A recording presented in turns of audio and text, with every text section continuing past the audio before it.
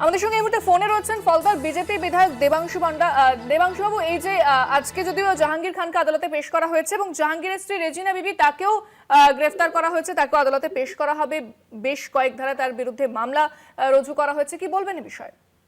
দেখুন, আমাদের সম্মানীয় মুখ্যমন্ত্রী শ্রী শুভেন্দু অধিকারী মহাশয় এসেছিলেন 17 তারিখ আমাদের ফলতাতে, এবং উনি ডাইরেক্ট বলেছেন যে কোনোভাবেই এগুলো বরদাস্ত করা হবে না।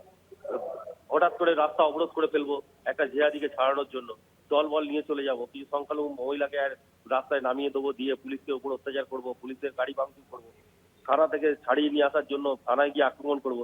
এসব হয় নাকি? এসব চলে নাকি?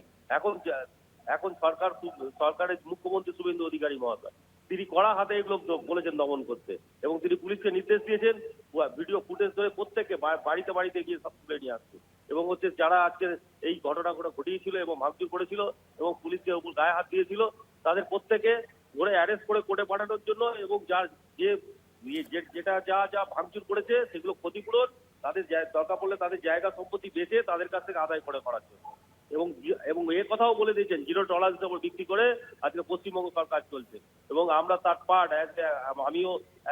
আমিও একজন বিধায়ক হিসাবে পুলিশকে বলেছি যে কোনোভাবেই এগুলো বরদাস্ত করা যাবে না এবং বরদাস্ত করা হবে না।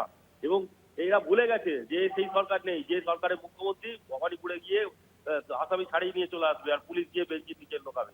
সেই সরকার নয়, আর এই সরকার নয়, আর পুলিশকেও বলে দেওয়া হয়েছে সেই সরকারের মতো কাজ করবেন না, আপনারা লাঠি সোজা রাখবেন, এবং যারা যারা আসবে যারা এইরকম কাজ করবে লাঠিটা যাতে ঠিকঠাক ব্যবহার হয় তার উপযুক্ত কাজ করবেন, না হলে কোনোভাবেই, এবং বলে দেওয়া হয়েছে কোনোভাবে কোনো কিছুতে বরদাস্ত করা হবে না। এইরকম রাস্তা অবরোধ করবো, সরকারি গাড়ি ভাঙচুর করবো, তারাই কি আসামি ছাড়িয়ে নিয়ে আসবো, এসব চলে নাকি? এসব একদম চলবে না। এসব এরা ভুলে গেছে যে সরকার পরিবর্তন ঘটেছে, এবং সেই সরকারের মুখ্যমন্ত্রী শুভেন্দু অধিকারী মহাশয়, এবং তিনি বলে দিয়েছেন জিরো টলারেন্স, এবং জিরো টলারেন্সের উপরেই চলবে। একেবারে ধন্যবাদ।